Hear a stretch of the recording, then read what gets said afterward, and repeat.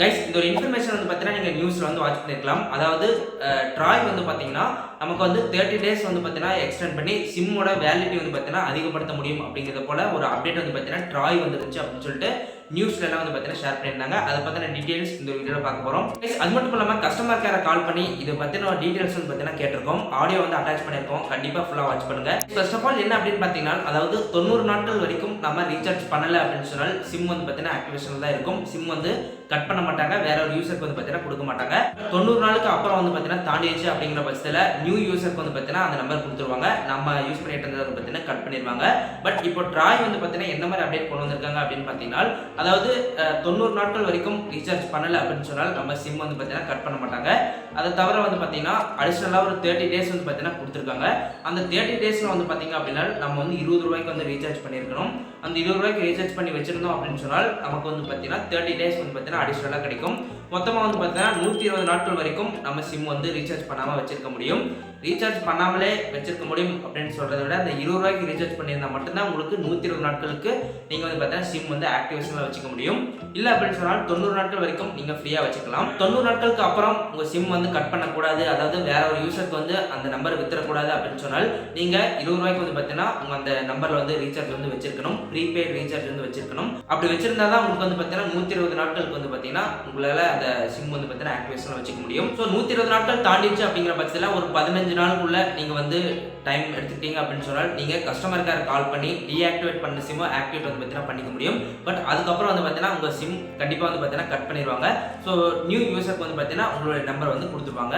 நான் வந்து ஜியோவோட customer support வந்து பார்த்தீங்கன்னா கால் பண்ணி கேட்டிருந்தேன். பட் அவங்க என்ன சொல்லியிருக்காங்க அப்படின்னா, இது வரைக்கும் எங்களுக்கு எந்த ஒரு அப்டேட்டுமே வரல அப்படிங்கிறத போல சொல்லியிருக்காங்க.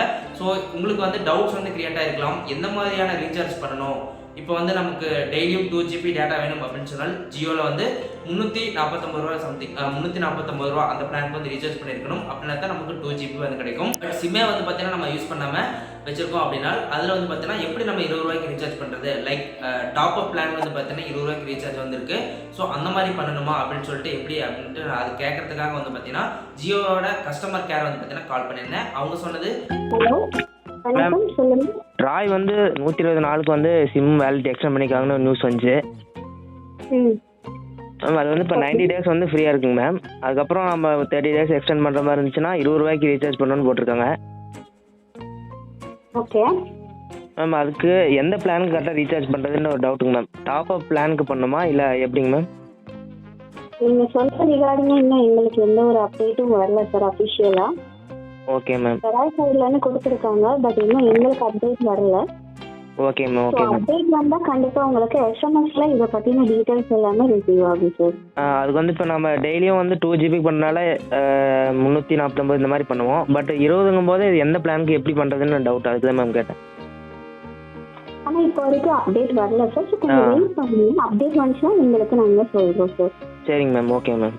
Okay ma'am. Okay sir. Okay sir, நீங்கள் ரொம்ப பொறுமையாக பேசுனீங்க, ரொம்ப நன்றி. இது வரைக்கும் உங்களுக்கு எதுவுமே அப்டேட் பண்ணல. அப்டேட் பண்ணாங்க அப்படின்னா உங்களுக்கு எஸ்எம்எஸ்ல வந்து சென்ட் பண்ணுறோம் அப்படிங்கிறத போல சொல்லியிருந்தாங்க. ஸோ அதை தவிர வந்து பார்த்தீங்கன்னா வேற நெட்வொர்க் ஏர்டெல், பிஎஸ்என்எல், விஐ இதெல்லாம் வந்து பார்த்தீங்கன்னா நான் வந்து கால் பண்ணி கேட்கல. பட் நான் வந்து ஜியோ நம்பர் தான் வந்து பார்த்தீங்கன்னா யூஸ் பண்ணிட்டு இருக்கேன். அதனால ஜியோட கஸ்டமர் கேர் கால் பண்ணி நான் வந்து உங்களுக்கு இந்த இன்ஃபர்மேஷன் வந்து பார்த்தீங்கன்னா ஷேர் பண்ணியிருக்கேன். இந்த வீடியோ கண்டிப்பாக உங்களுக்கு பிடிச்சிருக்குன்னு நினைக்கிறேன். வீடியோ பிடிச்சிருக்குன்னா லைக் பண்ணுங்க, இன்ஃபர்மேட்டிவாக இருந்துச்சு அப்படின்னு சொன்னால் உங்களுடைய ஃப்ரெண்ட்ஸ்க்கும் இந்த வீடியோ ஷேர் பண்ணுங்க. ஃபைனல் நம்ம சேனலுக்கு சப்ஸ்கிரைப் பண்ணி உங்களுடைய சப்போர்ட்டை நமக்கு கொடுங்க. மீண்டும் இது போன்ற ஒரு சூப்பரான வீடியோ சந்திக்கலாம். நன்றி. நம்பி வாங்க, சந்தோஷமா போங்க.